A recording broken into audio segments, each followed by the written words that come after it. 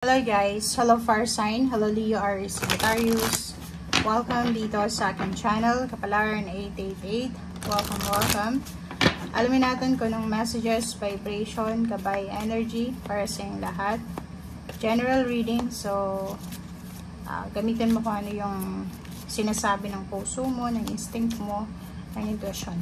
Okay, so since it's Sunday reading, alamin natin yung Bible verse for today na pwedeng makatulong sa inyo. First sign, Leo, Aries, Sagittarius, Matthew 9:29. According to your faith, be it unto you. So, depende din sa'yo. So, same din sa water sign, Pisces, Scorpion, Cancer. Sinasabi na depende sa paniniwala natin. Okay? Makuha natin kung anong gusto natin, depende sa paniniwala natin.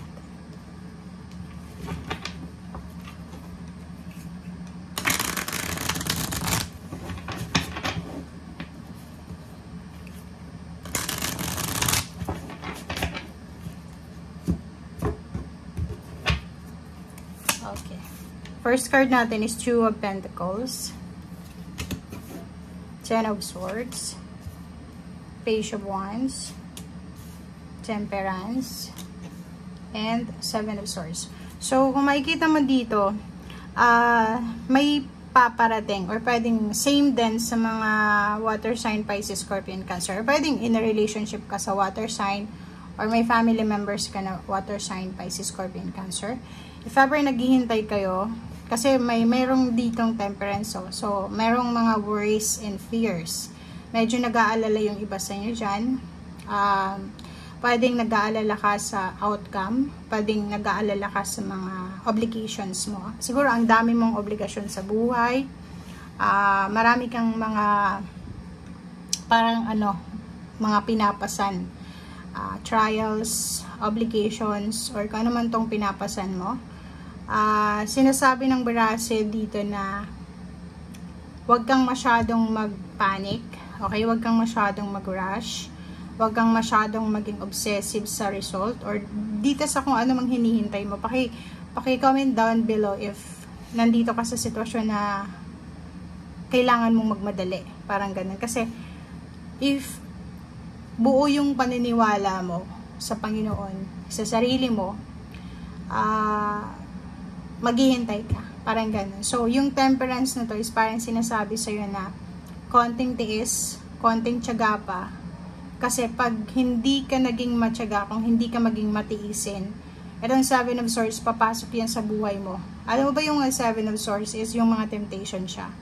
Pag may mga tao sa paligid mo na nakikita nila na masyado kang balisa, aligaga, nagmamadali ka, pwedeng may mag-offer sa'yo ng mga easy money tactics or mga bagay-bagay na hindi naman permanente, na pwede ka ding maloko, pwede ka ding ma-scam. So, mag-iingat ka, okay? And iwasan mo yung sobrang aggressive sa araw na ito, okay?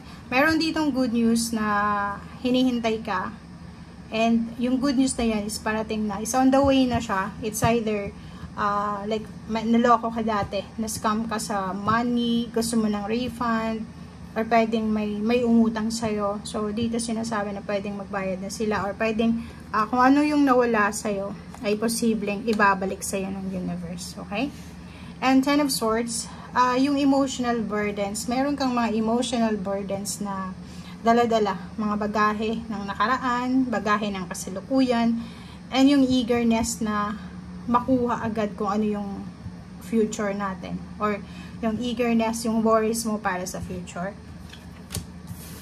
Okay, so Eight of Swords, may iba sa inyo dito na ito yung pakiramdam, especially yung mga Sagittarius and Aries. Nasa Eight of Swords kayo na parang feeling nyo, hindi nyo nakikita yung direksyon na tinatahak nyo. Feeling nyo na sa situation kayo na kahit anong galaw nyo, wala pa ring improvement, diba? May iba din ditong Leo na siguro mga several years na sila, 8 years, 9 years, 10 years, 11 years, or 8 years na silang stagnant. And the Ace of Swords, naghihintay sila ng posibleng good news, naghihintay sila ng posibleng paraan para makaalis sila sa stagnation na yan. Yun na nga, sabi sa'yo dito ng temperance, na mag-iingat ka sa mga decision making mo. Huwag kang aggressive, impulsive, possessive sa kung ano man itong gusto mo. Kasi nakapagtiis ka na ng several years, ng 8 years na ganitong sitwasyon. So, siguro konting tiis pa. Okay? So, kasi nasa iyo naman yan. Two of Cups and Three of Wands. Partnership.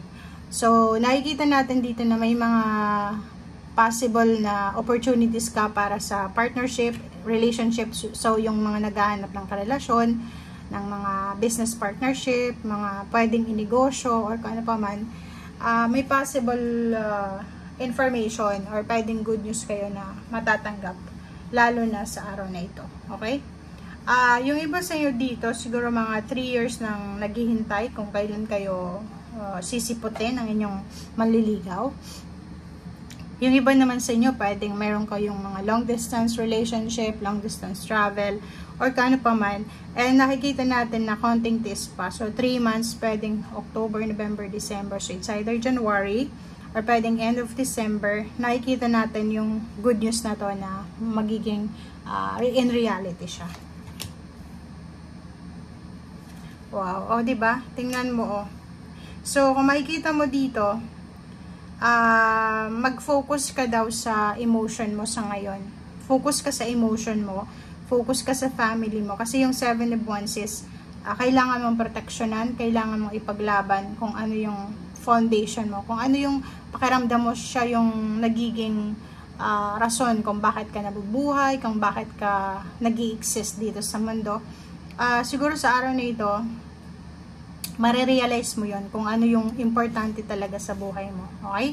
So, first sign Leo are Sagittarius, nakikita natin na in 3 months, or pwedeng within, hindi in 3 months, within 3 months, magkakaroon ng emotional happiness or celebration, stability, balance sa buhay mo. Okay? So, kung sa ngayon, medyo hindi ka mapakali, tingnan mo yung sa ilalim ng card mo, ng deck mo, 8 of Wands.